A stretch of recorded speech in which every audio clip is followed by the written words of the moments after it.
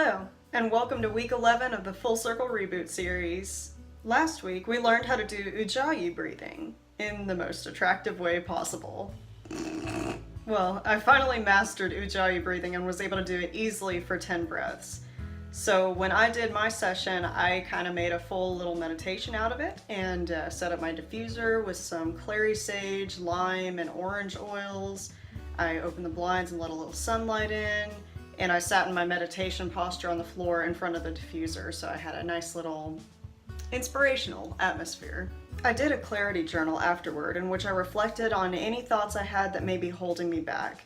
And I also discovered the positive intentions that might have been behind those thoughts, ultimately adopting a new attitude to help me move forward unhindered.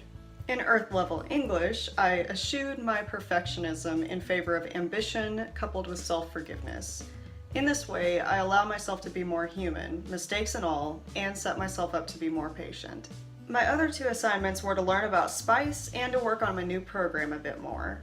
Regarding my program, I basically just organized it a little bit better by creating weekly folders with lesson plans and copying any related documents into those folders. So that way I don't end up having to rewrite anything, and it's easier to set me up for actually writing out the new sessions themselves.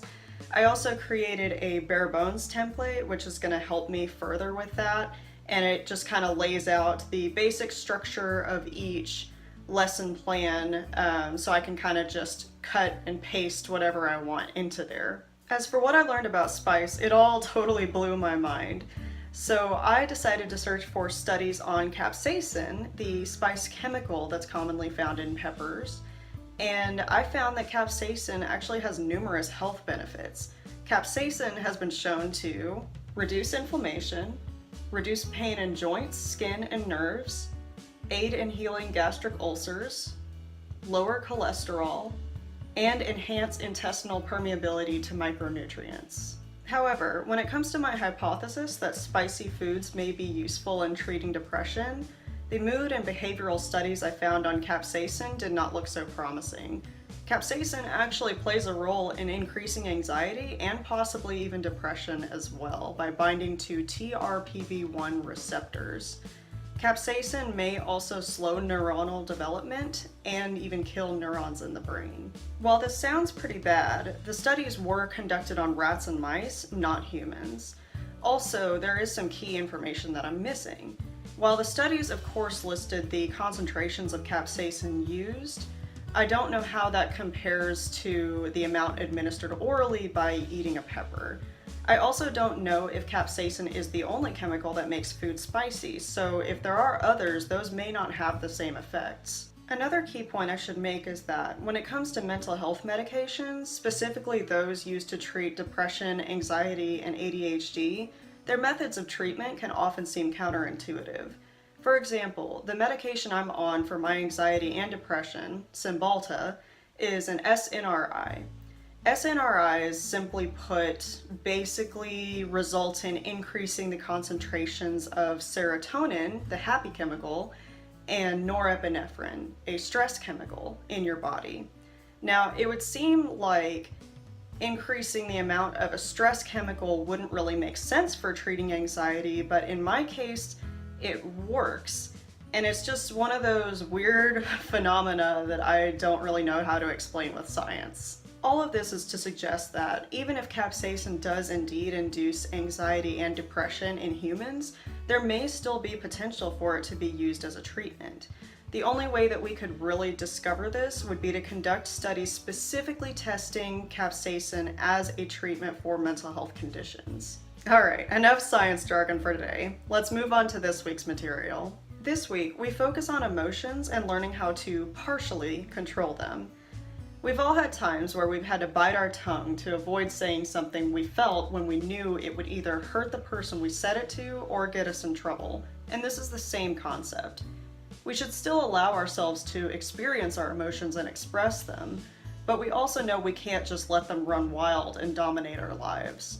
There are times when we need to suck it up or calm ourselves down in order to be productive. So we start by acknowledging various emotions within ourselves. And to do this, I help clients identify how they personally experience different emotions. A key first step that can help to eliminate confusion when future emotional situations arise. Next, I give clients a couple of tools to help them regularly check in with their emotions and handle negative emotional struggles with a bit of thought reframing. This way, emotions are understood, allowed to be felt, and, when necessary, challenged. I also briefly talk to clients about ways to improve their sleep, because we all know that we tend to get really crabby when we don't get enough good quality sleep. This section I will actually be elaborating on later because, exciting news, my next video series will be about improving sleep. This will be kind of a mini program where I invite all of my viewers to participate with new sleep tips to try every week for a predetermined number of weeks, which I have not figured out yet.